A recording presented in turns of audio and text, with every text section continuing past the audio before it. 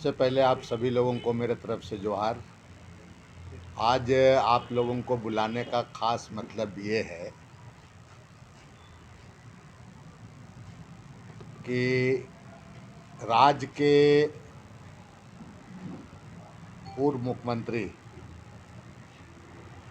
हेमंत सोरेन जी आज जेल में हैं, होटवार जेल में।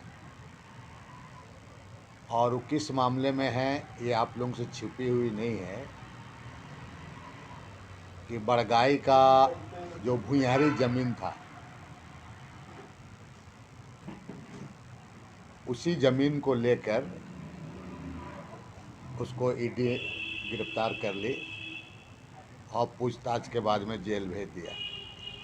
लेकिन आप सभी लोगों को मालूम है कि जब कोर्ट में कुछ साक्ष्य के बारे जब कहा जा रहा था तो एक भी उस ज़मीन के बारे में ईडी के द्वारा कोई साक्ष्य पेश नहीं किया गया। और लगातार इस ज़मीन के बारे में अगर आप कहेंगे तो भारतीय जनता पार्टी हेमंत सोरेन का गिरफ्तारी का बात को उठा रहे थे पूरा। विशेषकर आज जो संवाददाता सम्मेलन है हम बुलाए हैं कि बाकी जो इसमें बहुत सारे ऐसे ज़मीन है, परंपरागत ज़मीन है, भुइयारी ज़मीन भी बहुत सारे हैं। उन ज़मीन के बारे में भारतीय जनता पार्टी खामोश क्यों रहती है, ये सबसे बड़ी चिंता का सवाल है इस राज्य में। आदिवासियों के बारे तो बड़ी बड़ी बात उनके राष्ट्रीय नेता से लेकर के यहाँ राज्य के सभी बड़े नेता, प्रदेश अध्यक्ष हो या और नेता लोग भी आदिवासी आदिवासी आदिवासी बोलते बोलते हैं। लेकिन ये जो ज़मीन जो आपका कुछ दिन आपको बड़गाई के बारे में लोग बोल ही रहे थे, मैं इनको पूछना चाहता हूँ कि सुतियाम्बेगढ़ का पहाड़ के बारे क्यों नहीं बोलता है बगल में सुतियाम्बेगढ़ का पहाड़ की ज़मीन को, और उस ज़मीन को कौन लोग उस सुतियाम्बे पहाड़ को वो लोग कब्जा कर रहे हैं।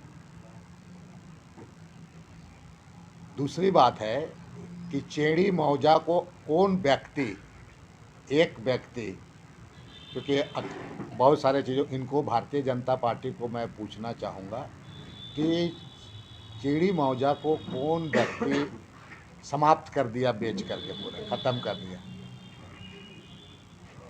तीसरी बात है कि कल परसों बहुत आपका एक बड़ा भुइयारी ज़मीन पुरनकी रांची में जो आपका सरकार का इधर उधर हो रहा था, रातों रात घेरा कर रहा था, पूरे ग्रामीण आदिवासी निकल करके उसको पूरा तोड़ दिया पूरा। आखिर उस ज़मीन को कौन घेरा कर रहा था? भारतीय जनता पार्टी को बताना चाहिए कि कौन घेरा कर रहा था। भारतीय जनता पार्टी के लोग घेरा कर रहे थे।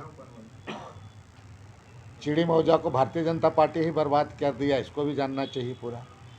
दूसरी बात है कि प्रबुद्ध गृह निर्माण समिति आपका स्वर्णरेखा का उद्गम स्थल है, 45 एकड़ ज़मीन, उसको प्रबुद्ध